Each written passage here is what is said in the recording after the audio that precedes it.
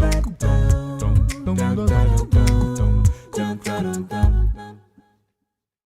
is Doug Anderson, podcasting today from Certiport Plaza as we gear up for Pathways Toronto.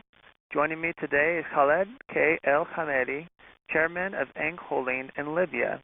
Khaled is one of 6 people who will be inducted into the Champions of Digital Literacy Hall of Fame during Pathways Toronto this summer. Khaled, thank you for visiting with us today. You're welcome.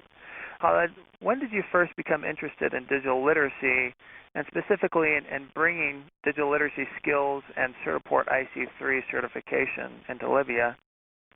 Well, I've been fascinated by new technology all my life since I'm an engineer, and I have particularly strong interest in computing as well as the rapid development of IT and the Internet. Officially, we began introducing digital literacy skills and Internet and computing core certification to Libya. It was like 6 years ago now, or 5 years ago. Exactly, it was 2004, so it's a long time now. You mentioned that your educational background is in computer science, Yes. and yet you've witnessed the struggles of your country to come into the digital age as a result of embargoes. Why did you feel it was so important to bring these skills and credentials to your country? Well, as you know, we are now in the Internet and high-tech era.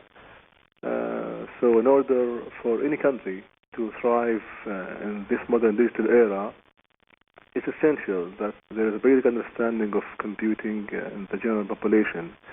It's true, you're right and correct. We in Libya, we have suffered as a result of embargo, and that we fell slightly behind in the development of digital literacy. I therefore think it's imperative, it's so important that we bring these skills and credentials to my country in order to fill this void, to be updated from point of the technology-wise, you know. Now, as you got started, what challenges did you experience in bringing IC3 into Libya? Well, as you know, introducing new technology or new idea always came with a challenge, as you know. But honestly, I did not consider it a challenge, but as my duty to bring digital literacy to my country. Bringing ICT to Libya involved only a few obstacles. The main one being that ICT at that time could well apply in Libya, since there had been other successful programs such international computer driving licenses. Of course, you know, it's ICDL, you know. And also to convince the various institutions that training of their staff for this program could be done in the country rather than abroad. In Libya, the culture-wise or the history of Libyan training programs always being trained people abroad, not in Libya, you know. So it was itself to bring this idea here and convincing the people to train their employees and their workers in Libya. It was kind of challenging, you know. Now, you began by providing IC3 to some 2,000 members of Libya's police force. I think that was in 2000. Some could argue that police officers don't need this type of skills. Why do you feel otherwise? Well, I would say that nobody is essential for these literacy skills to be introduced to. It should be introduced to general population, and our goal was to involve as many organizations as possible in this program. And we began by approaching various Libyan ministries and governmental bodies, and as it turned out, the Ministry of Interior was the first responded, and thus the training also included a large number of police officers. Back to the point that some people are going to argue about the police officer doesn't need this kind of, police officer do not even need this skill.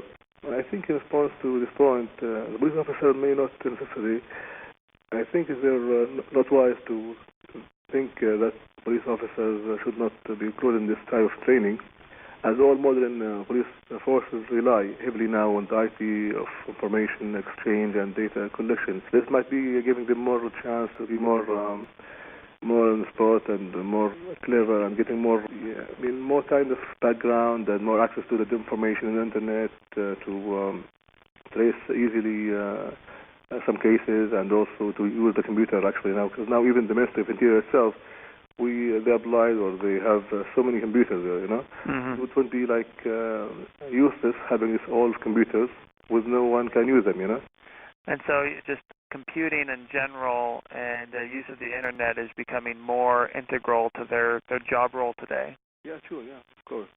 Now, through the course of your work and up to this point, that the last information I had stated that over 20,000 members of various ministries have been certified. Yeah. What ministries have you impacted with the IC3 training and certification program?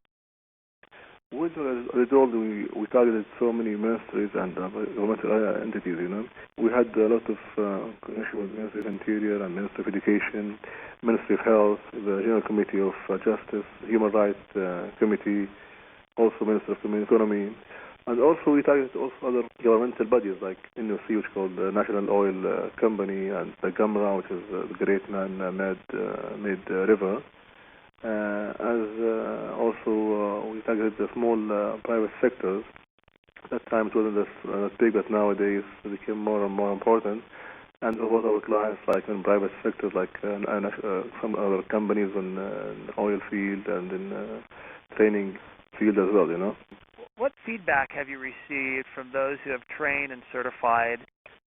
Well, we have received excellent feedback from all the participants, For them it was like easy and great, because like as a free for them, even though it was some people are free from the internet, free from the computer, Actually they're getting their own way of being easy in a way that anyone can, even who have any idea about the computer, can use it then, I think everyone is grateful and happy to have improved their experience and knowledge of computing.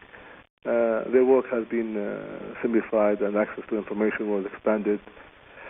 So I think in conclusion, we can say the participant staff has become more productive as a direct result of their training, and their work has become more streamlined due to the increased use of IT, So you feel that the training and certification helped to change the way that some of these employees work?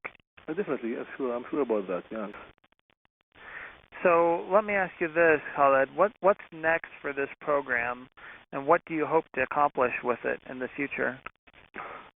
Well, as I mentioned before, we are now focusing on the private sector with our new marketing plan, because it's the market of the private sector getting more and more important now in Libya.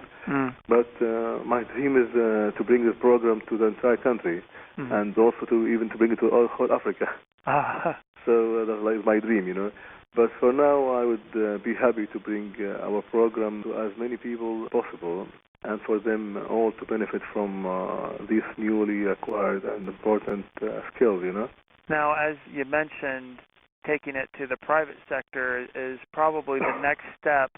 And let me ask this, has the private sector experienced sort of an awakening of sorts after the embargoes that Libya was under for so long, after that was lifted? How has that impacted the private sector, and are they accelerating and developing more rapidly? Yes, indeed, yes. I don't know if you follow the Libyan market from the abroad there, but if you turn the TV now, the economical news, you're going to hear about this thing about Libyan market and how the potential here in Libya, and of course, in parallel, that will bring the private sector more important. Now we have a lot of companies in construction field, for instance, and the trading as well. So my view, or how I see it like it's the growth in this field, in this sector. Of course, the government is still there, but I think it's getting less kind of control or something in the economy itself. So there was. That's what I told you, the private sector is getting more. I think the future will be more important as well to focus on either individuals, so they're getting their own business, and they're small, having new companies and applying new ideas as well. Khaled, thank you very much for joining us today.